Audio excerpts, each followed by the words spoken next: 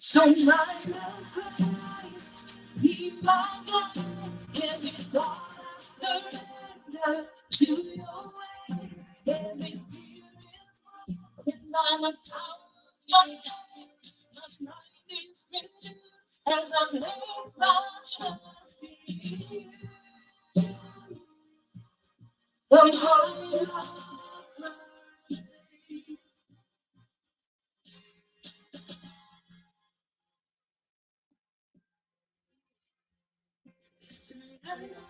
Long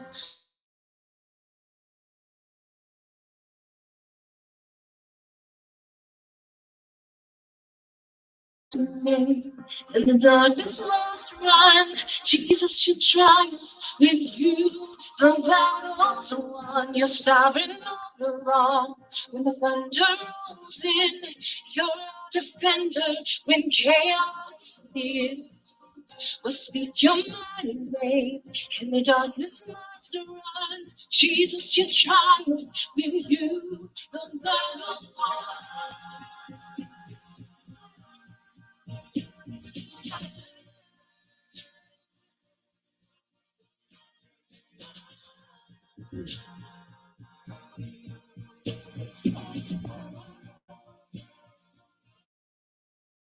All right.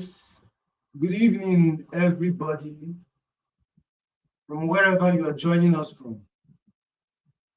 Good morning, good afternoon, good evening, but here it's evening. So good evening, everyone who has joined us at this moment. And welcome to Hour of Transformation, a weekly broadcast brought to you by School of Transformation and Empowerment. Thank you for the feedbacks that we have been getting over the weeks as a result of our previous episodes. And then this week, we will be starting a new episode.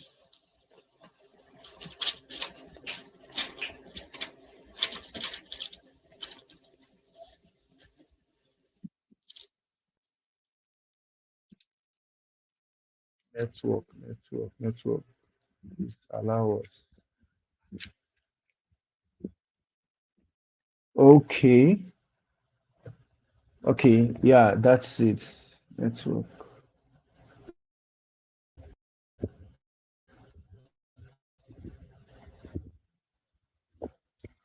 Okay, welcome everybody. And for the last 4 weeks, we have been on the mindset. It was a wonderful series, and we've been getting a whole lot of feedbacks. Thank God for what it has been doing and the testimonies that we have been getting. And for the next couple of weeks, we are going to be on a journey on another series of purpose discovery, discovering your purpose. You know, when the year started, a lot of people were writing down their plans, what they want to achieve for the year, and excuse me,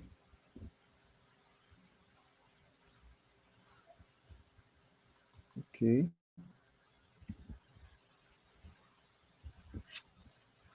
excuse me a moment, please. Let me resolve an issue.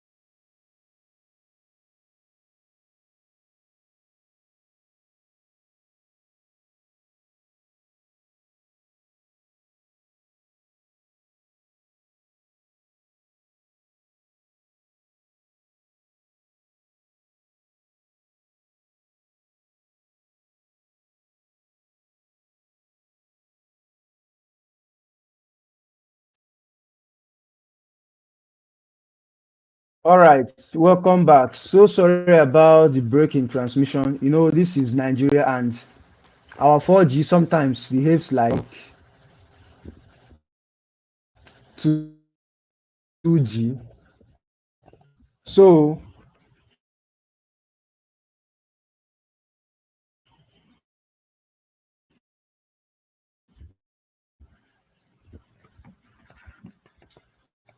we have been on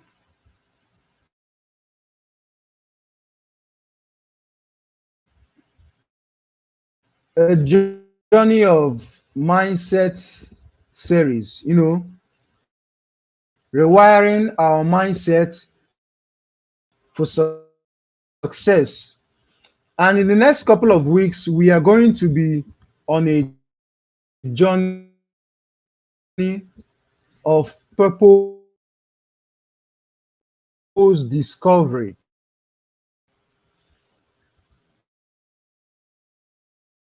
And,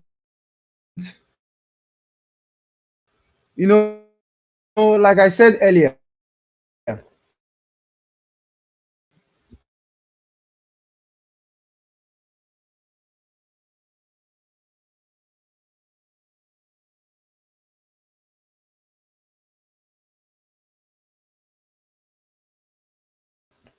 earlier this year,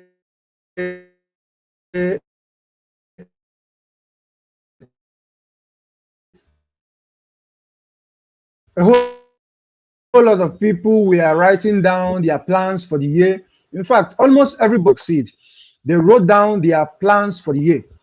And then this is the third month of the year. This is March. And I can tell you for free that so many people have abandoned that plan. Like, well, I mean, so everybody was talking about, and that question was on how to live your life. I actually think that is when writing down your goals would make sense.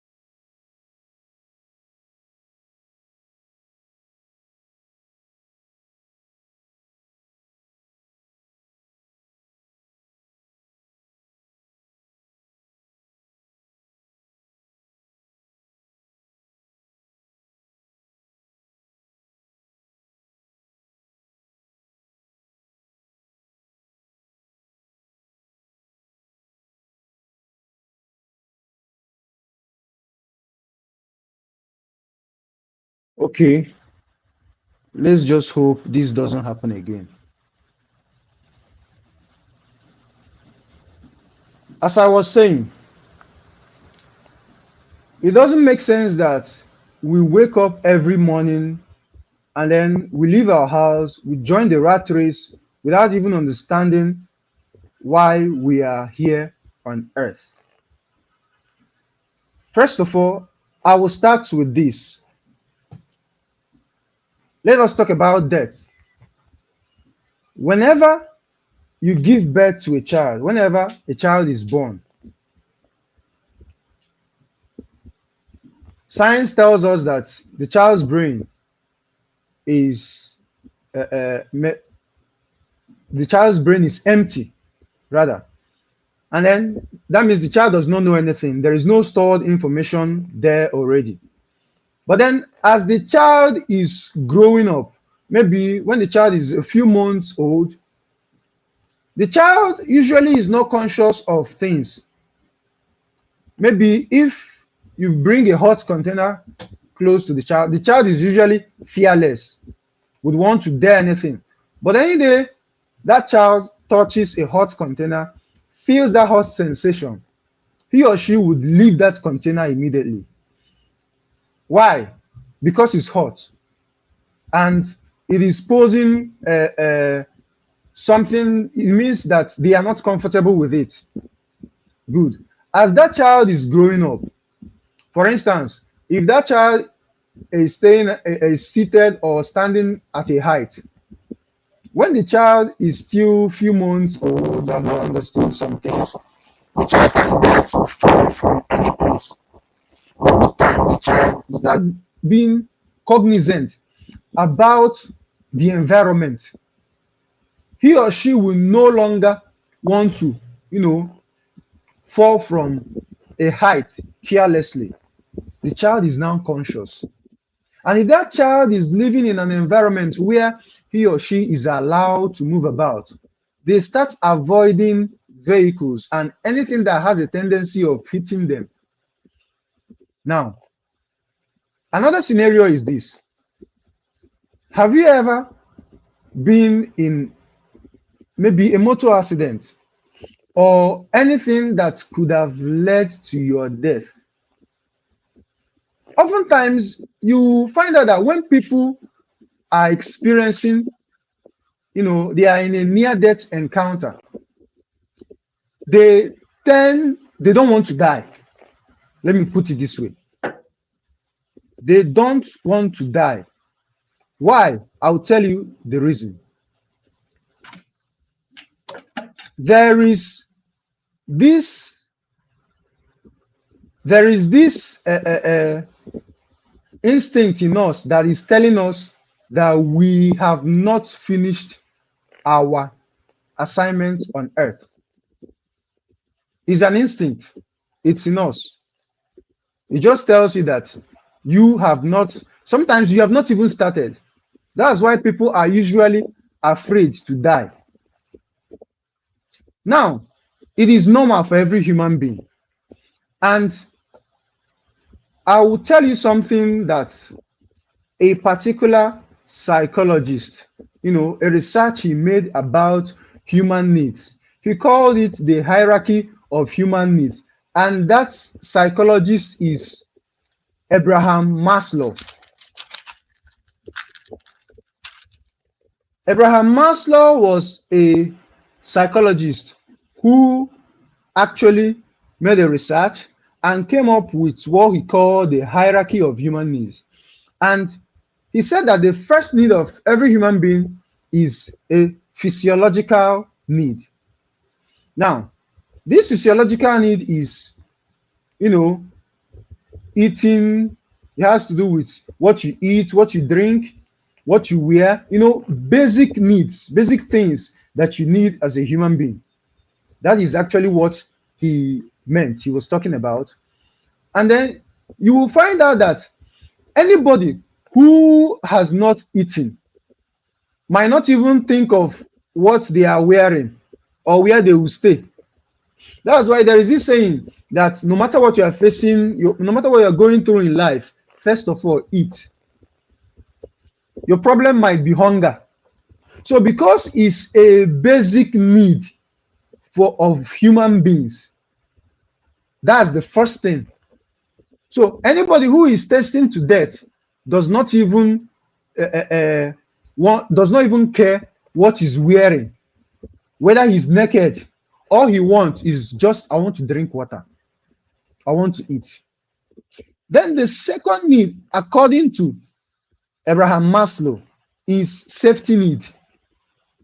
When you have solved the problem of your physiological need, the next thing is your what?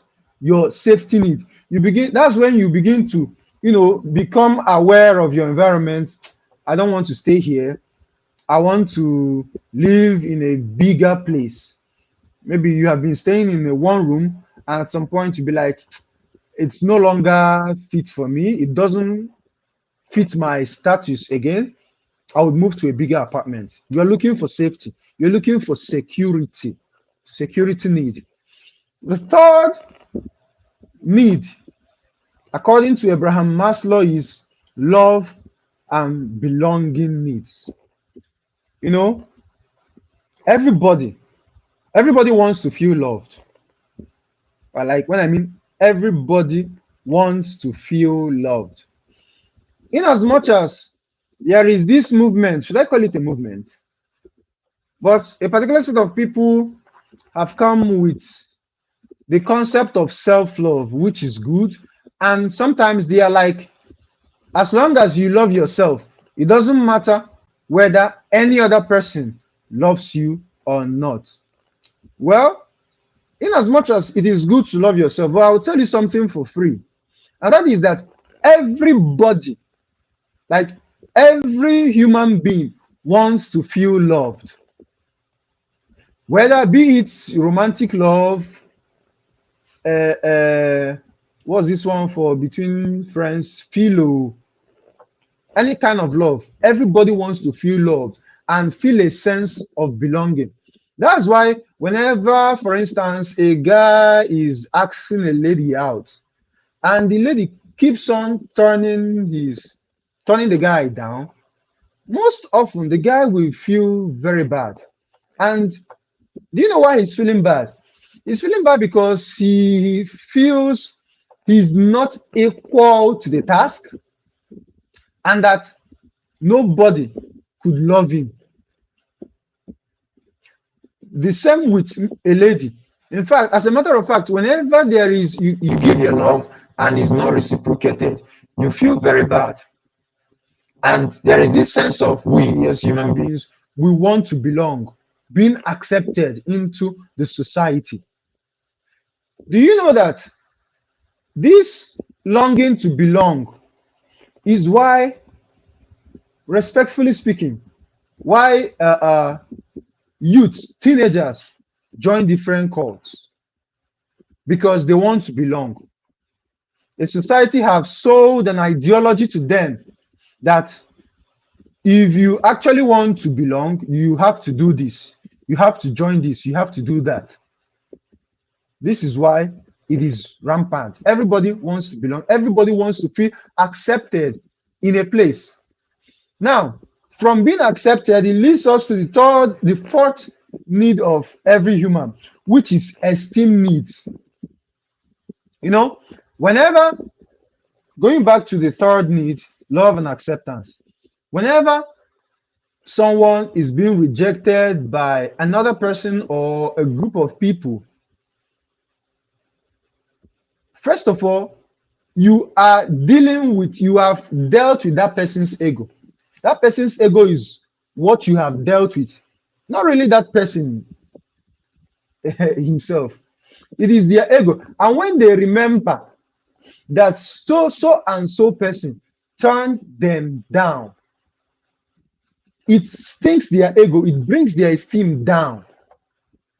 It looks as if the person have let their guard down.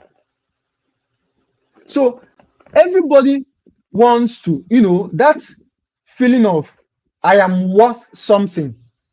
So whenever you praise somebody or you praise your friends for something remarkable they have achieved, their confidence boosts, and there is this sense of they are actually they're actually contributing to the society with their values. So everybody wants to have that that esteem, and the opposite of it is inferiority complex. In a situation whereby their esteem has been stunk very low, the person starts feeling inferior. Then the last need, according to Abraham Maslow, is self-actualization or fulfillment. Now, at this point now, it is only few people that get to this point. And I can tell you that some of the successful people, I'm not here to argue what it means to be successful or not, but some of the successful people successful here now, based on, from the reference point of how the world views you as whether you are successful, some of the successful people, they are not fulfilled. Fulfillment is something that you get, knowing that you have actually lived your life effectively, serving the purposes of God and being a blessing to humanity. So at this point now, not everybody, feels that satisfaction of fulfillment. Now, the question is, what will make a man feel satisfied, feel fulfilled at the end of the day? Keep that question, we will still going to answer it.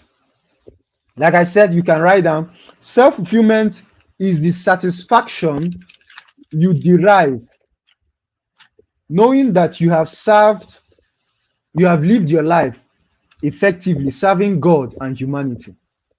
It is the satisfaction that you gain knowing that you have lived your life serving God effectively and being a blessing to humanity. That is self fulfillment. And like I said, not many people get to this point of being fulfilled, both in their career and in their entire life. Just very few people. And that is why if you meet a dying man, he's not asking for money. He's not asking for a business contract.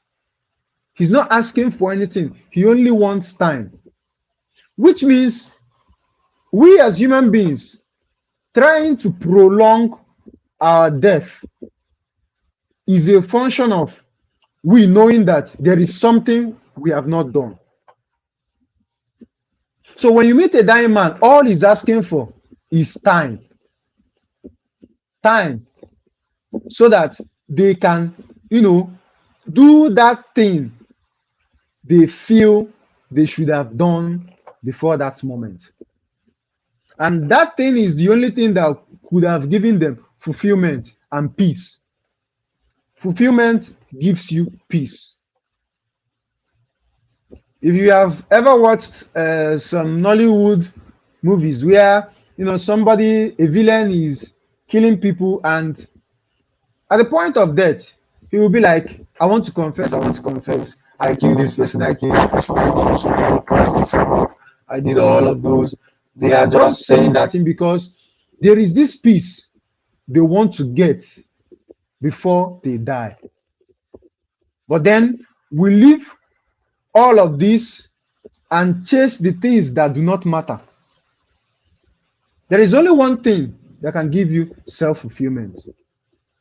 And before I tell you that, remember we are talking about the nature of man and the need. We've talked about the need of human beings. Now, according to Miles Munro, there are 5 questions every human being asks. And when I list these questions, you would know if you have actually asked yourself this question at any point in your life. The first question is, who am I? Who am I? If you're walking on the road today and someone stops you and asks you, who are you? Are you going to just tell the person, my name is this, my name is that? The question is, who are you? Do you know who you are? There is a reason why we started with series on the human mindset. So that you first of all, develop a growth mindset and see yourself in a certain way. The moment, you see yourself in a certain way, you will begin to understand that this is who I am. Nobody can tell you otherwise. For instance, if you're male or female, and if you're male and someone calls you female, there's no point going back to your birth certificate and trying to confirm whether you are actually male or female. You know who you are. That is how the question of identity is. Whenever you get to a point where you are sure, this is who I actually am, there is no confusion whatsoever about your life again. How do you discover who you are? First of all, you need to see yourself the way God has seen you. The Bible says that we are wonderfully and fearfully made.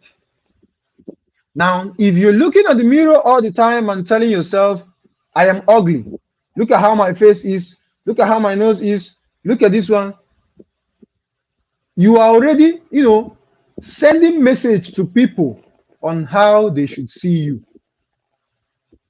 But if you come to that understanding, I am the image of the Almighty God. Remember, I said you should first of all see yourself the way God sees you.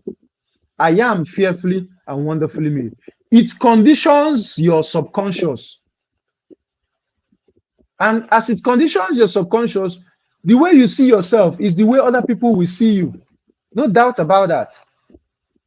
The second question is, where am I from? Have you ever asked yourself this question? Where am I from? This is a question of source. Where did I actually come from? It is obvious that in the 19th century, you were not here. All of a sudden, you found yourself here. The question is, where did you move from to land on this planet Earth? You did not know what happened in the 19th centuries. You were somewhere. You don't know the place.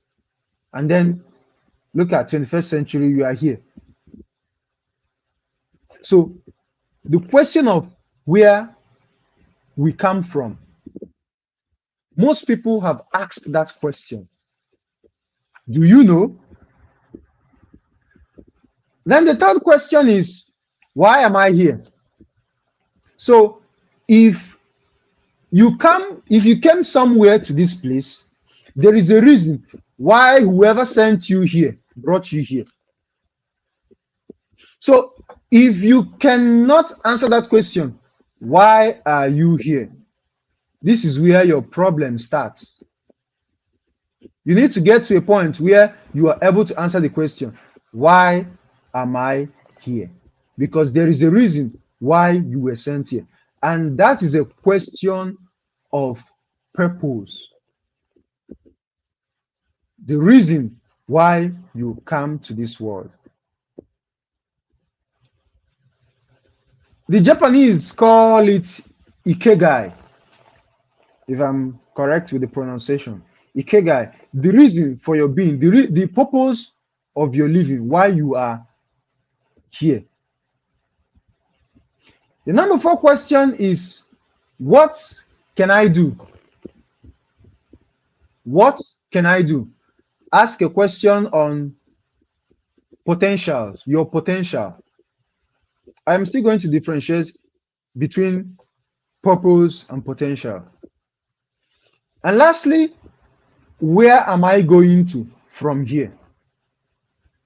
This is a very important question that everybody has been asking. From here now, where else am I going to? You know, it answers a question on destiny, right? It is very, very important that you understand that there is a reason why you are here on earth. Do you know that the fashion industry thrives on your lack of identity? They will tell you that you need to dress this way to look as if you have made it. And that is what is actually leading a whole lot of people into fake life. A lot of people are faking what can be real. So many people are living other people's life. They don't know. They are the best versions of other people, but themselves. So the moment you find out, you discover who you are, let me say half of your problems as a human being is solved. You need to understand this.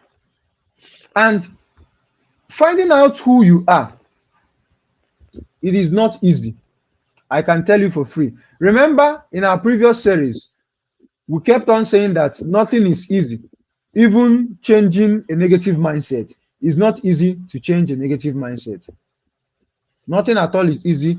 There is this intentionality you need in whatsoever you are doing. So just like I've listed some of these things now, I will explain some of them. Why am I here? Where do you come from? The question of where do you come from, nobody is asking you your earthly background. Because already, if I ask you, If I ask you, where are you from? Or if anybody asks you that question, there is already a stereotype for anywhere you tell people that you're coming from. It's either they tell you that people from this side are wicked, people from this side they don't do this. There is always a stereotype. So talking about where you come from, it's not your early background. So you need to understand this. Now, another question I mentioned earlier is, what can I do? Talking about your potential. Remember, I said I will differentiate between purpose and potential. And whenever you say purpose, whenever you hear purpose, purpose has to do with intent. What I have in mind, what any other person has in mind. The purpose of this broadcast you are watching now, my purpose for it is that I want to enlighten you. That is my purpose.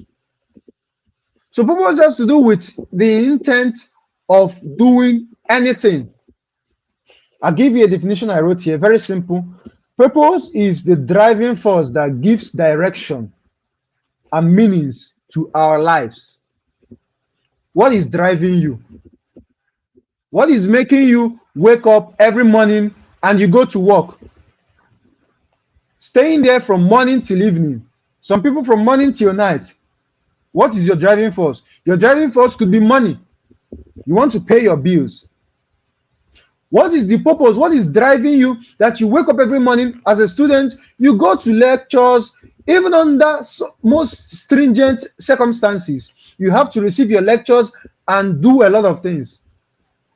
The purpose is that you want to graduate, you want to, train yourself in terms of the career path you have chosen. So purpose is actually a driving force, something that is driving you to do whatever you want to do. Now, potential is, now I want you to liken yourself as a product. A product that was, manufactured by a manufacturer. The manufacturer had an intent of manufacturing you. The manufacturer here is God. There is an intent he had in mind, creating you, the process. What he had in mind is your purpose, the purpose for which he created you.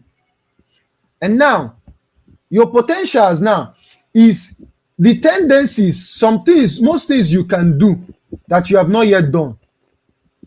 So when you go to market and buy a particular machine, the potentials of that machine are actually the reason why you bought it. The machine can do those things, but you have not seen the machine do those things. But you believe the machine can, do whatever it is you bought it for.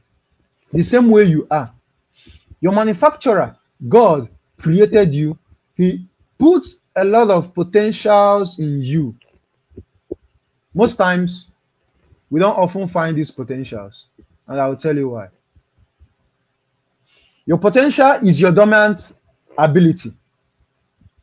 One, your potential is what someone or something has a tendency of doing or becoming. Potential is what someone or something has a tendency of doing or becoming. You can also write that potential is a latent power or concealed power. You can also say that potential is who you are that only you know, or what you can do that only you know. The world has not seen it. Now, having this definition of potential, I can tell you that many people do not live up to the potentials that God has put in them. Dr. Miles Monroe said that if you want to the most resourceful place on earth is the graveyard. That is where when you go, you see values, you will see gifts. You will see a lot of entrepreneurs. You see a lot of writers who could not write. A lot of entrepreneurs who could not start any business. They died with their potentials. Potential is something in you that either only you knows, the world have not seen it. And I can tell you for free that as you are now watching this, you have potential in you. There is a potential that God has put in you, but probably you have not discovered it, or you have discovered it, but society has suppressed it. You know, the society is programmed in such a way that you will forget who you are. For instance, as a child, your parents gave birth to you. When it was time, you went to nursery school, from there, primary school, secondary school, university, as the case may be. And when you come out, you ask them, what next? They tell you, go and find a job. You get a job after some time, and you ask again, what next? They tell you, go and marry. You see, the circle continues. And then you will find out that there are so many abilities you have which you could not give expression to. If you go to the university, if you go to universities, you will see a lot of people living the life that they do not want to live. In my undergraduate days, I met someone who, you know, because of our discussions, he was telling me that the course he was studying then, that is not actually his idea. That it's just his parents who persuaded him and pushed him into doing that course. And now you can imagine, when that person graduates, the parents are proud, will be proud rather. My son is a doctor, my daughter is a pharmacist, my son is an engineer, a lawyer. They are bragging on whom their children are. But then, on the other side of it, the children are not happy who they later became. And then we live our life continuously. You know, the circle continues. You give birth. Listen, look at how it happens. You give birth, that thing you wanted to do or you wanted to become, because you could not become it, you are now, you know, your child, you are now forcing that child to be that thing. Probably when you were growing up, you had flair for writing, you could write very well, and you know, or you had a passion to become a medical doctor, which is something that is very, very rampant in our society now.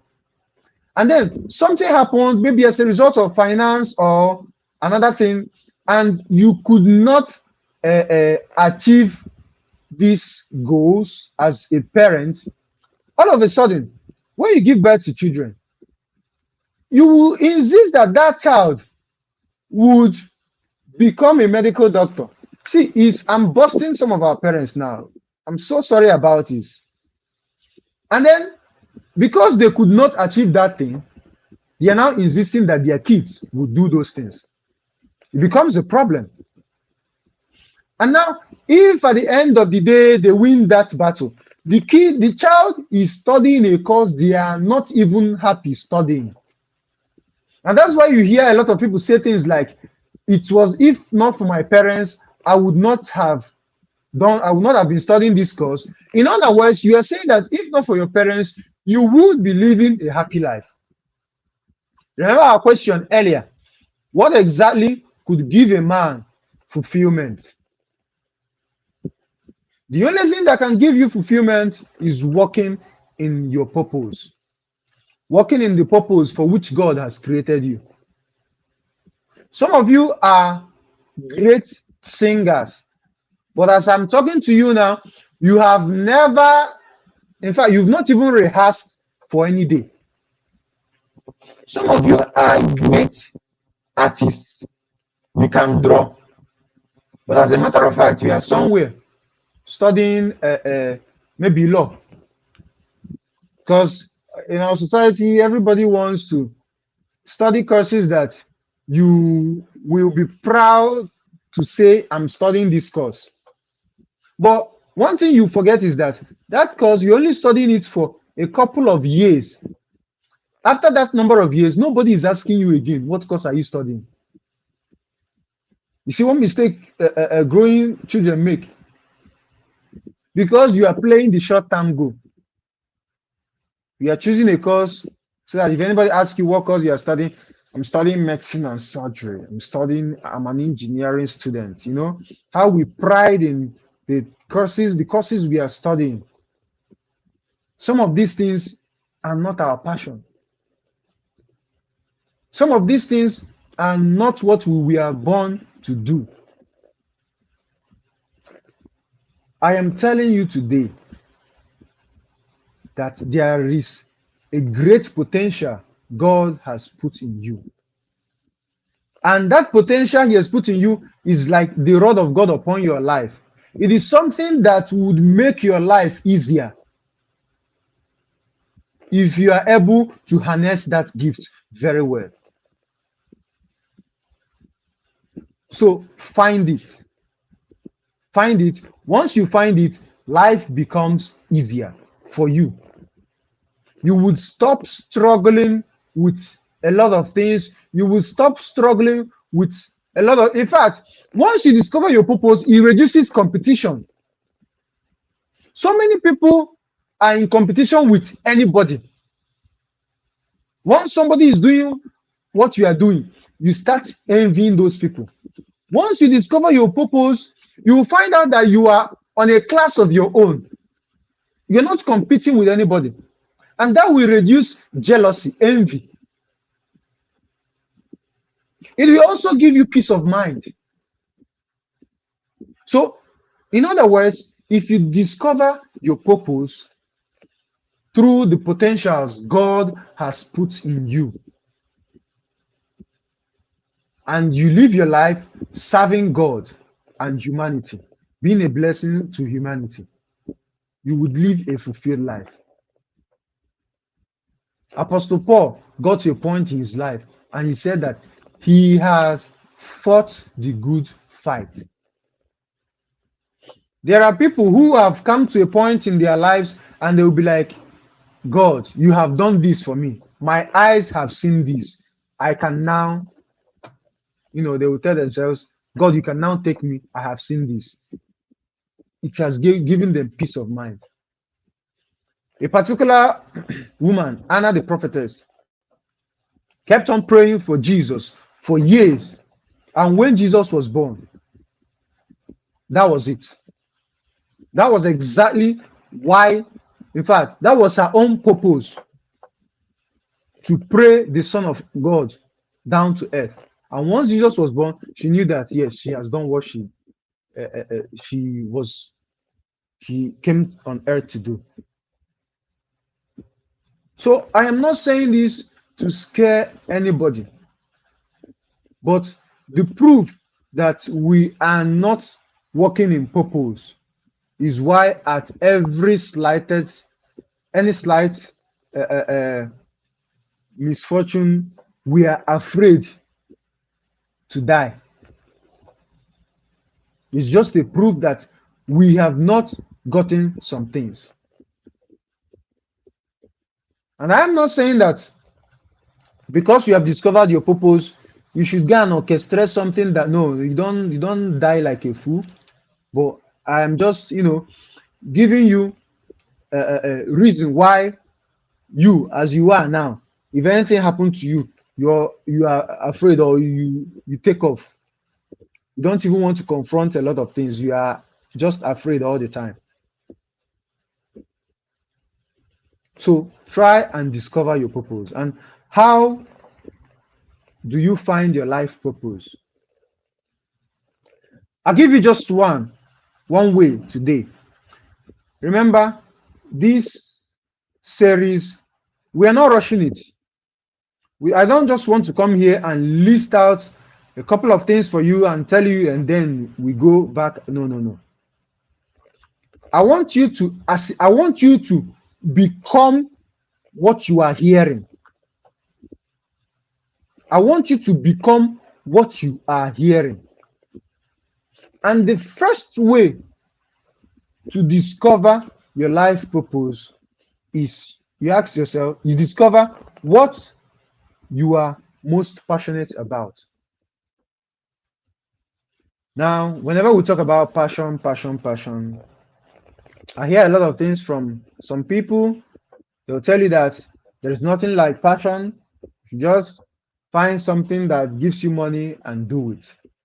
You know, when we talk about passion, the first thing that should come to your mind is should not be money. Once you do something that you are passionate about, hmm, uh, according to the Japanese Ikigai way of discovering your Ikigai, your purpose, one of the questions you ask yourself is, this thing I am passionate about, how can I, you know, I'm paraphrasing now, how do I profit from it? Is it something I can give people in exchange for value? There is something you are passionate about. Every one of us is passionate about something. And for some of you that will be like, I'm not passionate about anything. Now there are some things that you like spending longer time doing those things. Those things are your passion. I'm not talking about negative things like watching movies or scrolling through social media from morning till night. You are online. You're not doing anything productive. Not even as if you are making money from everything you are doing there. No, that is not what I'm talking about. What I'm talking about is something good that you are passionate about. It could be writing, it could be dancing, it could be drawing, it could be anything, it could be football. Now, let me say something. Do you know why, respectfully speaking, some African countries will not catch up with the West in terms of sports?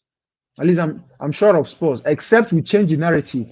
Now, when an African child is born, the first thing is that we don't understand the concept of we take it very lightly, the concept of the child's purpose or the child's potential.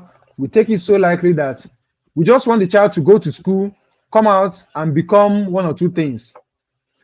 And then the Westerners, once a child is born, at a very tender age, they already know what that child can do.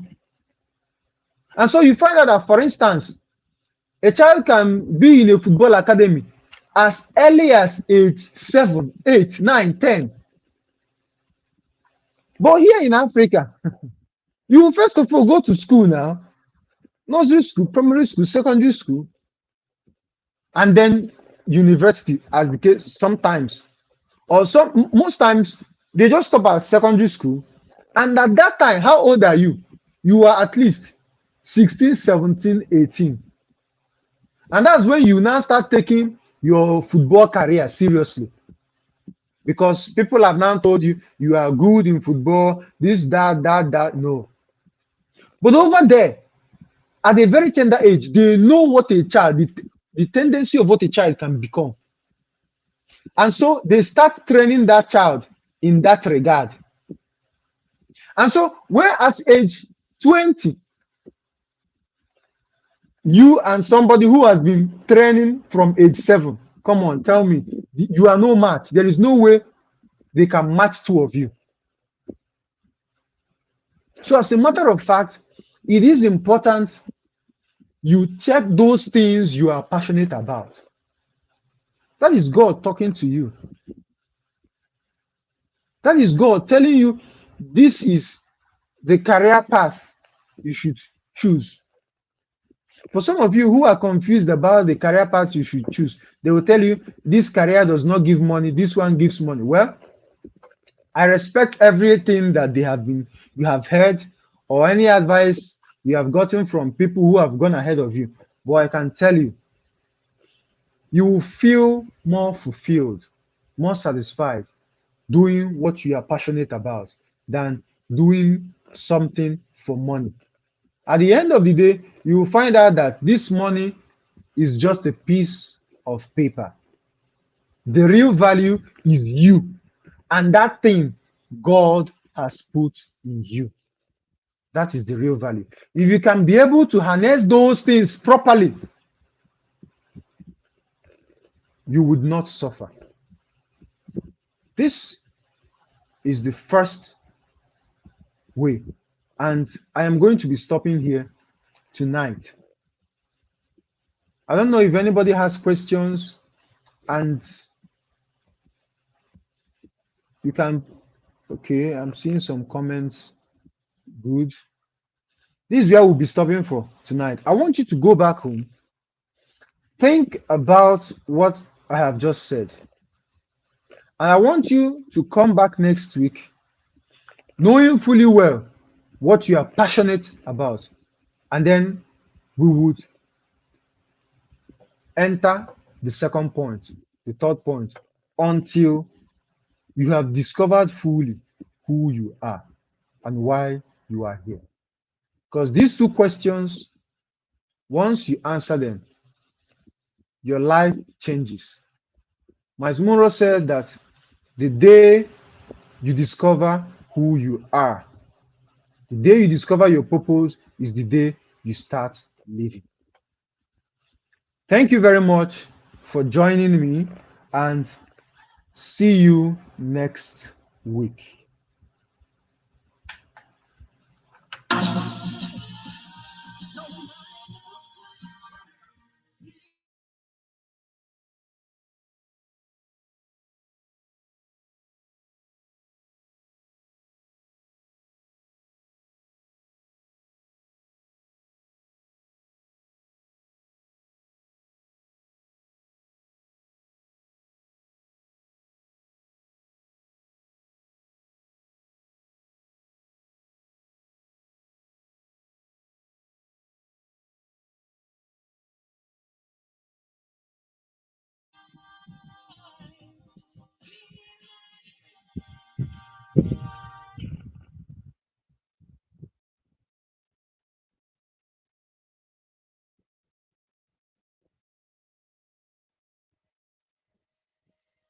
It's true, it's right.